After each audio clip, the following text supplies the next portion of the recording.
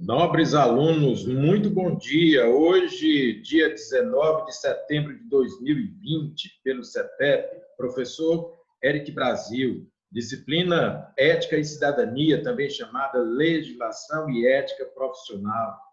Turma Itapipoca 19, Eletrotécnica, os melhores. Juntos vamos dar continuidade ao conteúdo da disciplina que se encerra nesse final de semana.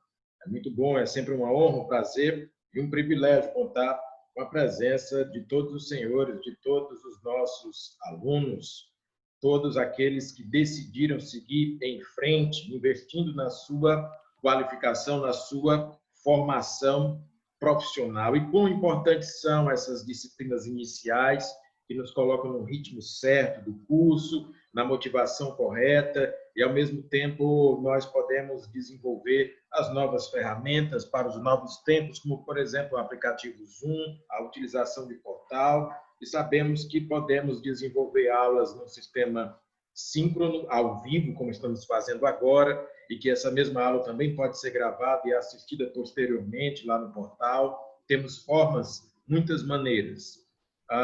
Esse curso é presencial, mas nós sabemos que ainda temos que nos adaptar aos novos tempos, o cenário de pandemia e pós-pandemia, e eu fico muito honrado em poder contar com a participação de todos vocês, porque nós estamos nos antecipando, nos preparando, nos fortalecendo.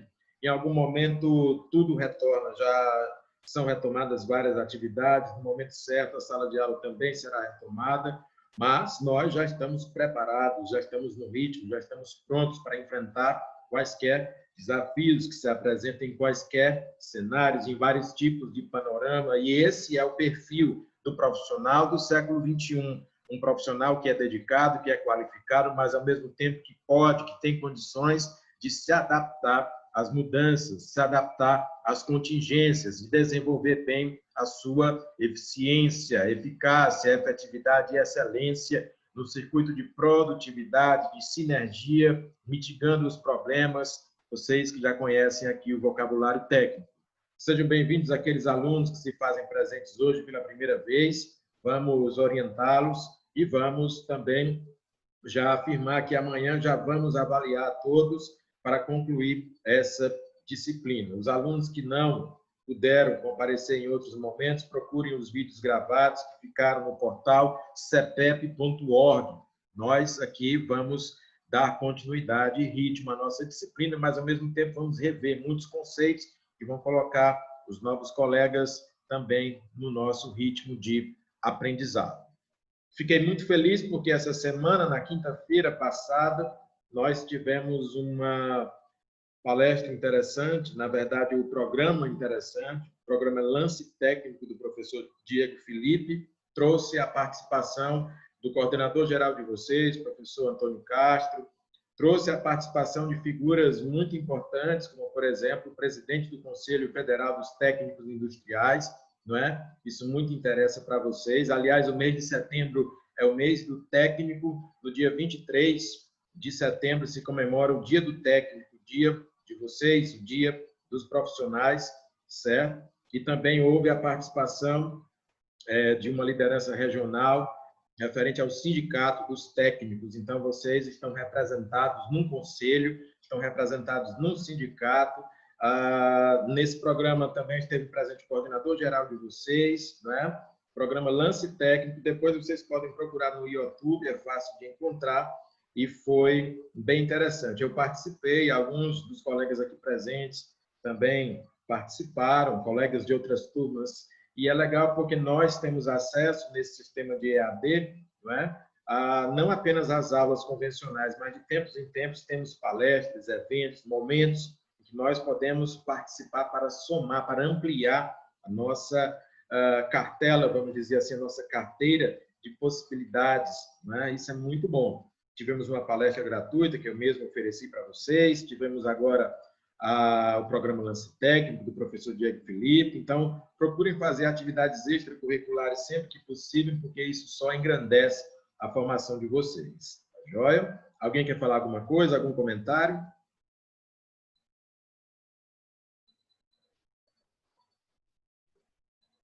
Tudo tranquilo?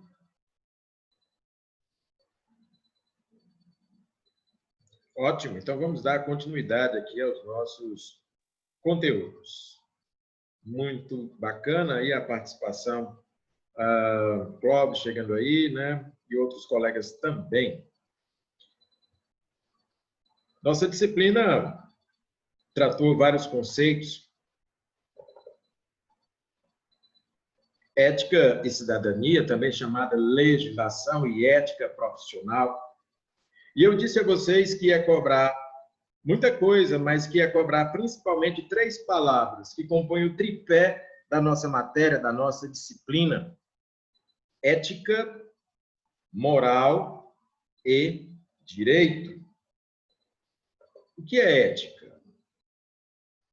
Existem muitos conceitos, muitos estudos, mas eu preciso alertar ou realertar de que aqui nessa disciplina, por conta da objetividade, nós precisamos seguir a nossa linha de raciocínio em vez de abrir um debate acadêmico demais. Então, se a gente for falar sobre ética no mundo acadêmico, lá nos cursos de ciências humanas, como filosofia, né? Nos cursos na área da sociologia, por exemplo, nós vamos ter conceitos muito diferentes, muito amplos, uma discussão interminável. Como nós não podemos aqui ter uma discussão interminável, porque nós estamos numa programação, nós precisamos, então, ter um conceito objetivo. Objetivamente, o que é ética? Conjunto de valores universais e imutáveis aqui para a nossa realidade. Exemplos: as virtudes.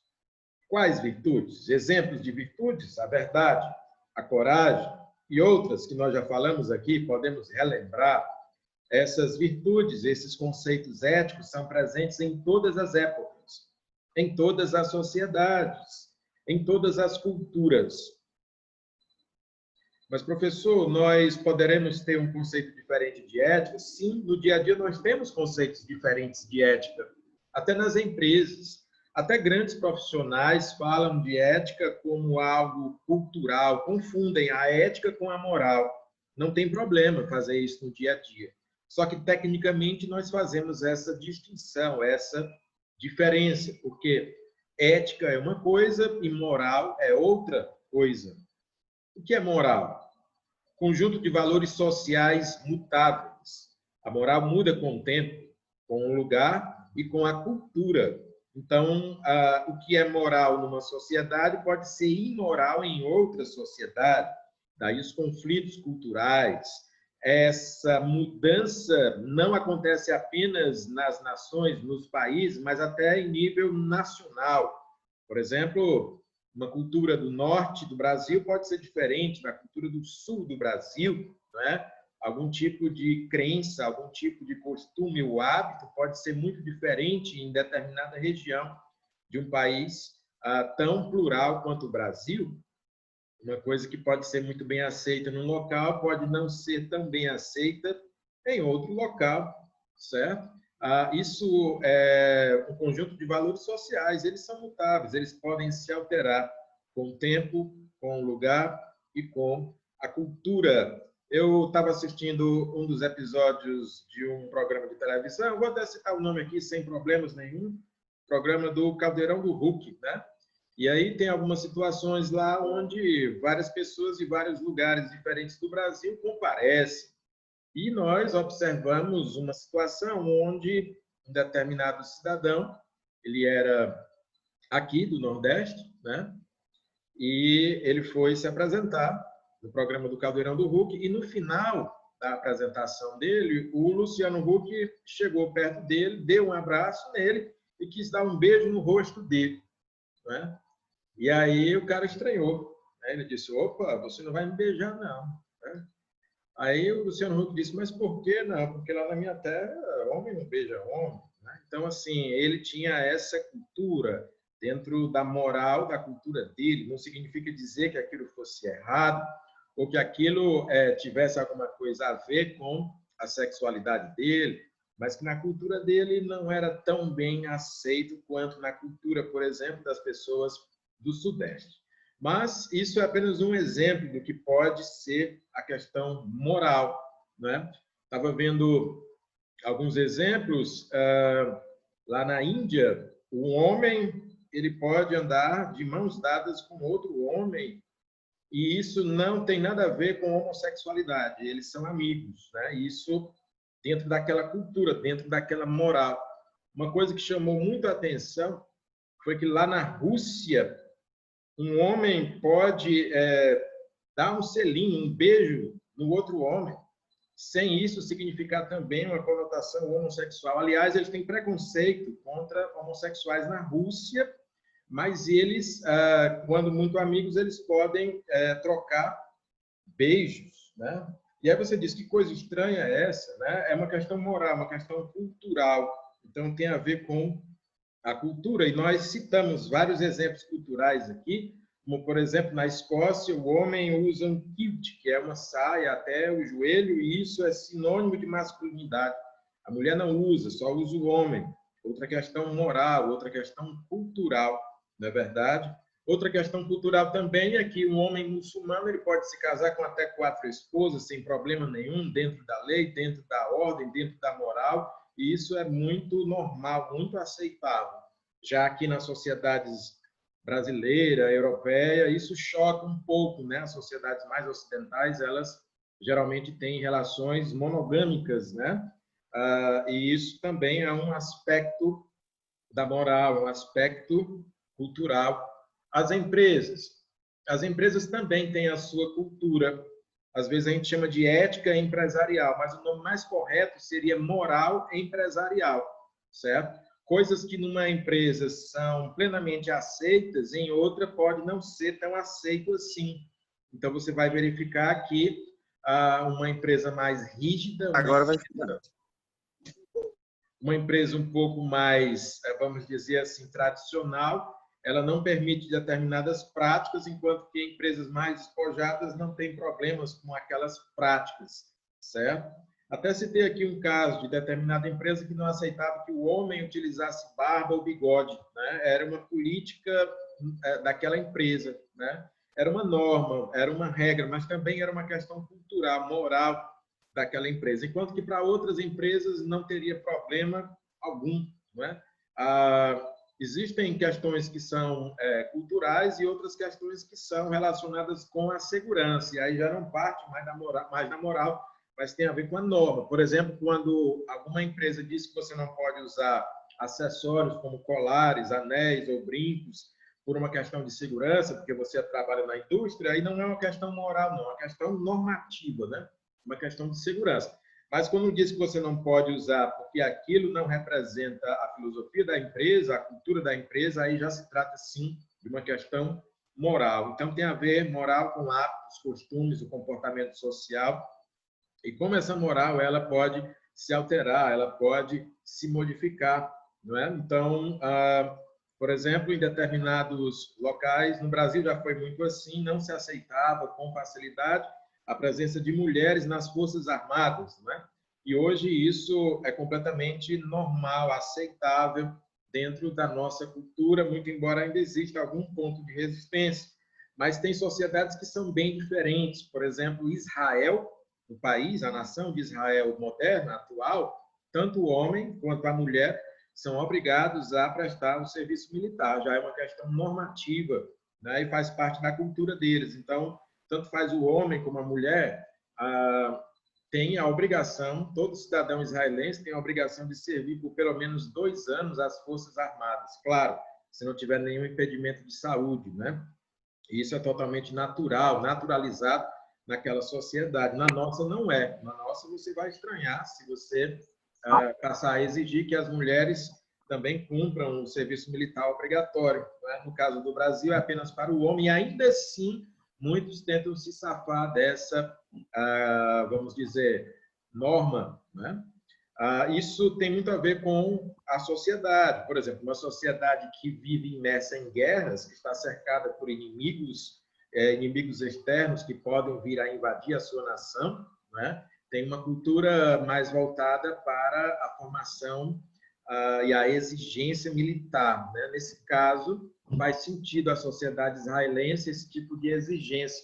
No caso da sociedade brasileira, essa exigência não faz tanto sentido, porque nós, brasileiros, do ponto de vista da nossa tradição, pelo menos do século XX para cá, não temos nos envolvidos muito em conflitos bélicos regionais. Participamos de guerras, sim, participamos da Segunda Guerra Mundial, mas isso não tem uma conotação de dizer que o nosso país é imerso em guerras, porque isso não faz parte da nossa cultura, pelo menos de um século para cá, né? O Brasil se envolveu muito em guerras, mas foi no século XIX, foi no século XVIII, né? Foi ainda num tempo mais pretérito, mais passado, ok? Muito bem. Então, isso pode influenciar a cultura, os hábitos e os costumes de uma determinada nação, de um determinado local, assim como empresas também podem passar por essas transformações. Empresas que são multinacionais ou que têm uma interação mais forte com o mercado internacional, elas têm uma exigência diferenciada daquelas empresas que são mais regionalizadas, por assim dizer, certo? Temos aqui coisas no bate-papo, né, pessoal? Márcio dizendo bom dia, o Clóvis respondendo, bom dia, galera. O Gerson também, bom dia. Daniel, bom dia a todos, né? Claro, iniciando essa manhã de sábado para mais um final de semana. Muito bem. Então, dando continuidade, a ética, ela difere da moral por questões que nós já expusemos aqui. Muito legal isso, né? E é legal o entendimento, ele se torna mais fácil quando nós confrontamos um conceito com o outro, né? A moral muda, a ética ela não muda, mas muita gente vai dizer o contrário. E quando disser o contrário, você pode se basear aqui no nosso estudo, em tudo aquilo que nós já expusemos para vocês.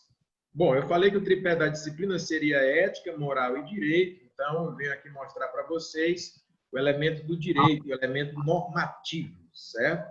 Direito aqui entendendo como leis, normas, códigos e regulamentos. O direito ele regula a vida em sociedade, né? Quando eu falo direito aqui, é o direito no sentido amplo, certo? Inclui direitos, deveres e obrigações. Esse direito ele pode ser verbal, ele pode ser passado pela tradição oral, de pai para filho. Muitas sociedades não escrevem as suas leis, apenas falam sobre as suas leis. Mas no Brasil moderno, no Brasil atual, toda lei precisa ser escrita. Então, se não existir um código escrito, isso não é uma lei oficial brasileira, certo? Isso pode ser uma norma interna, isso pode ser, obviamente, algo que seja seguido por uma organização que não é formalizada, né? Nós até, às vezes, fazemos aqui algumas citações. Existem organismos que se auto-intitulam como entidades em que têm seus próprios códigos. Por exemplo, as facções criminosas, né? Têm os seus próprios códigos. Esses códigos eles podem ser escritos e, às vezes, são apenas verbais. Representam o direito? Eu diria que não o direito da maneira formal como nós conhecemos, mas são regras internas, certo? Que estão à margem da sociedade, por assim dizer. Muito bem.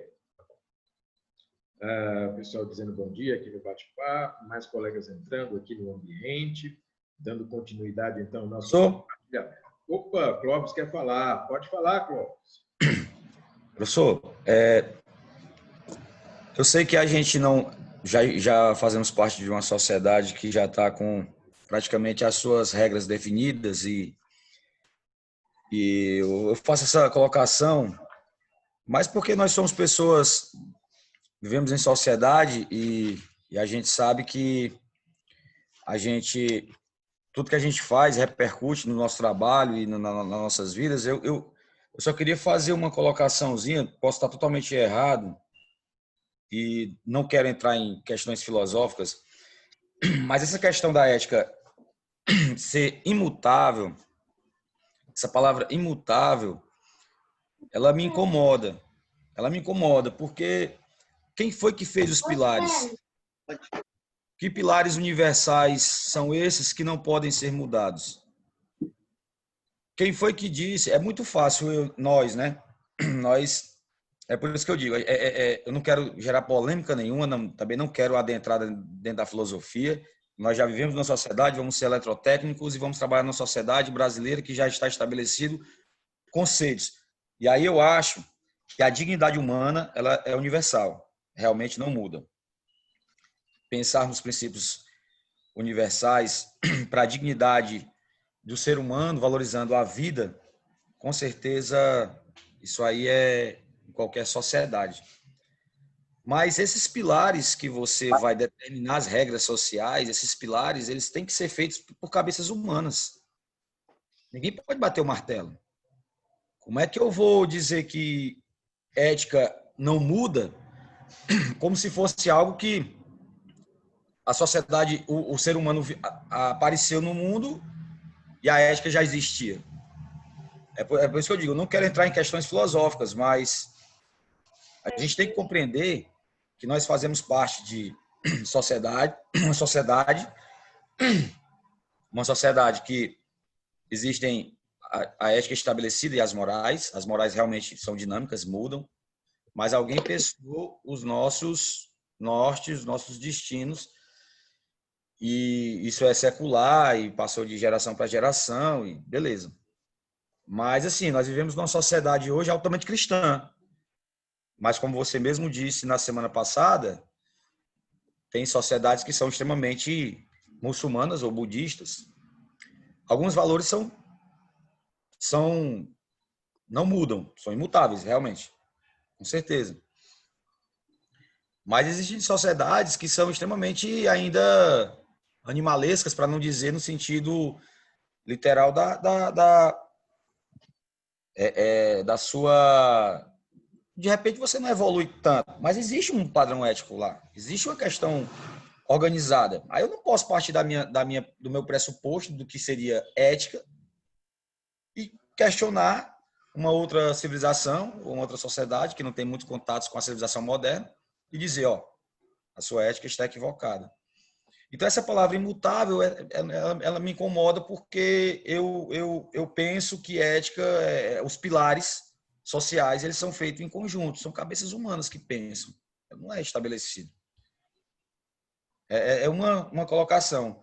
Eu anotei tudinho aqui e como eu disse, eu não quero entrar em questões filosóficas, só queria que a gente entendesse que nós fazemos parte de um contexto. E a gente já segue, já pegamos o barco andando, né?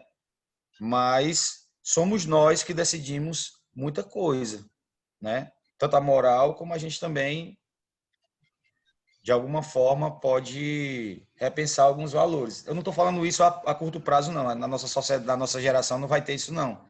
Mas há 100 anos, 200 anos, 500 anos, você pode mudar, às vezes, os conceitos. Muito interessante o comentário do Clóvis e bem profundo.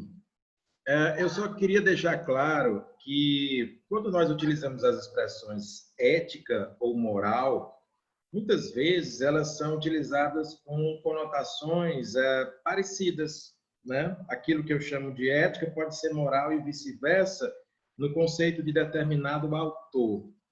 Quando eu disse que a ética é imutável, o que eu quero dizer com isso é que ela tem um caráter universal e que transcende qualquer tipo de barreira temporal e qualquer tipo de barreira cultural, não é?